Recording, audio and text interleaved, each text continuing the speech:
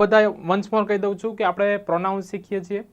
પ્રોનાઉનમાં આપણે ઇન્ટ્રોગેટિવ પૂરું કર્યું. હવે આપણે રિલેટિવ જોઈએ છે અને આના પછી બધા પ્રોનાઉન આપણે જોવાના છે.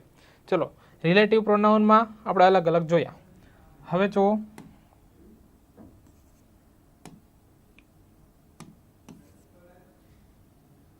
આ પ્રોપર છે.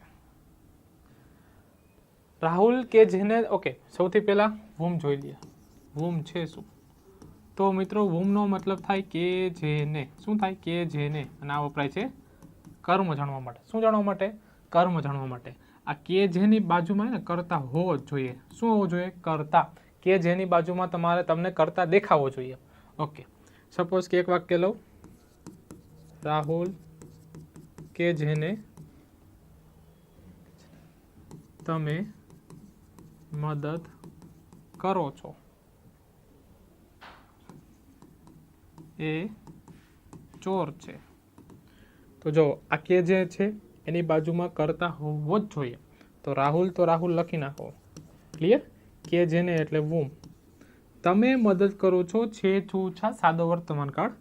You help. એ એટલે કોણ? રાહુલ. તો તમને ખબર છે કે આપણે એ અને તે એના માટે કાંઈ યુઝ કરતા નથી. ડાયરેક્ટ વાક્યની શરૂઆત કરવાની છેલ્લેથી. છે એટલે ઇઝ. એક ચોર, એક માટે વપરાય અ થીફ.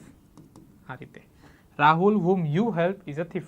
ક્લિયર કે નહીં મિત્રો? ચલો, અહીં સુધી કંઈ ડાઉટ હોય તો